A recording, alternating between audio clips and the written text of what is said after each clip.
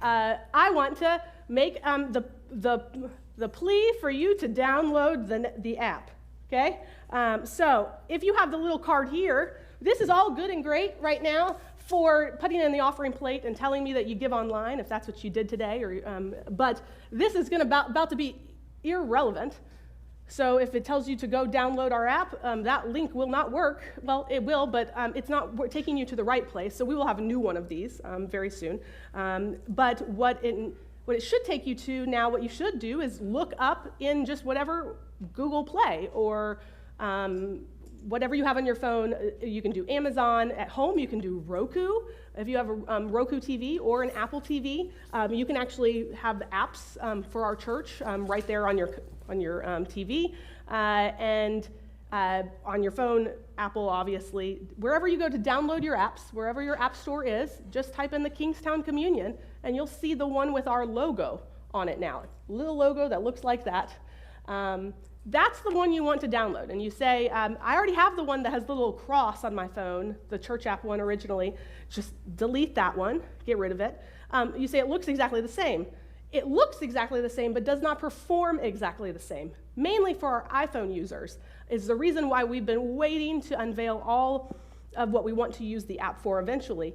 Our iPhone users, you cannot use the church app one and get any notifications of any kind in groups, like if a group is having a conversation, talking about a serving team, or somebody sharing their prayer request. You will get nothing to your phone. You will not know that's happening if you have an iPhone. Apple is weird, but in the new way, because we've been waiting for it, you will. You'll get all of that. If you do go to the app, which I'm going to do right now, if you do get into it, if you do find our app and download it, and I know if you are new with us today, you may be thinking, I don't know if I like you well enough to give you space on my phone, right? That's precious space. That's okay. You don't have to do that yet.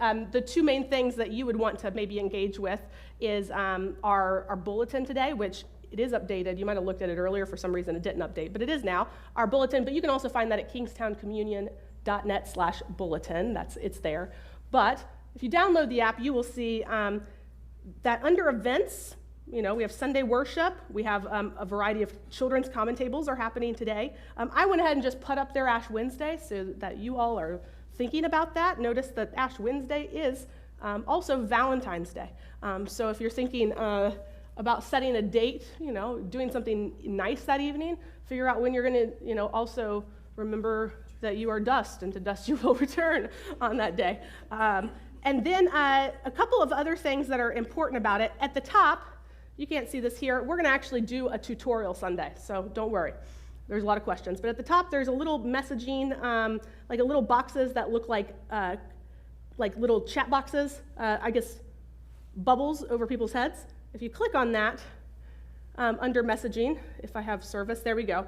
And if you do discover, it will show you all of the groups that you can join. This is like a messaging app, like it would be WhatsApp. It's closest to like a WhatsApp. What's nice about this, instead of all the many text message groups that you've been on, is that you can get off of it. You can join them. That's what's really nice about it, right? So we've been waiting for this.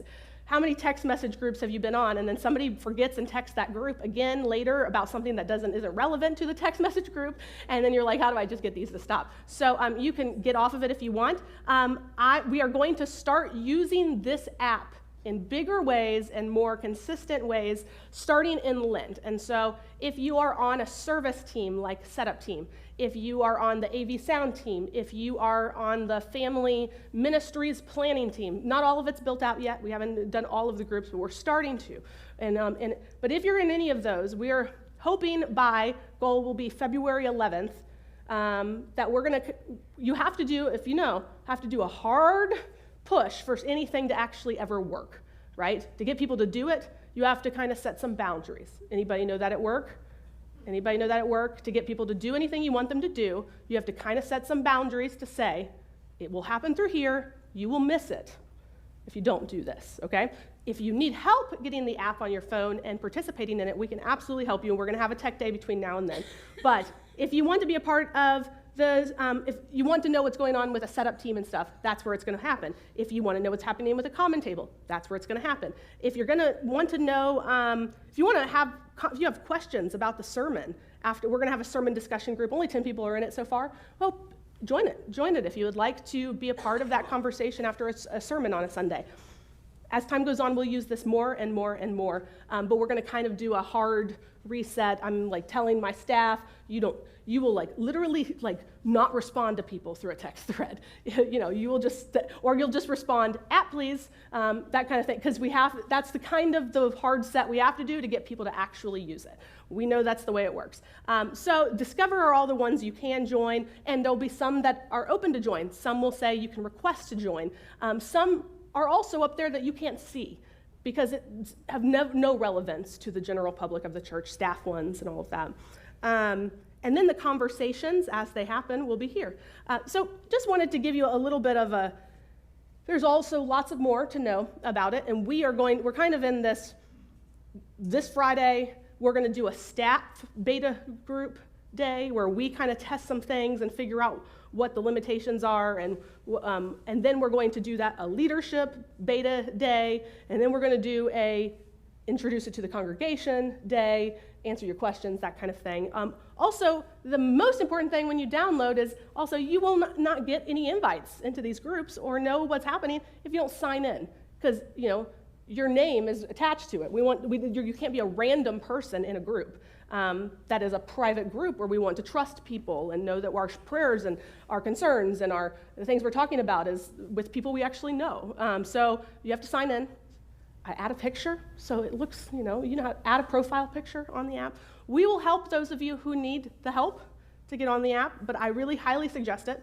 It's going to be a wonderful connection way for our church to communicate, and then you have the ability to communicate on your own with people in the church. You can message people up there individually, all of that, anytime you want.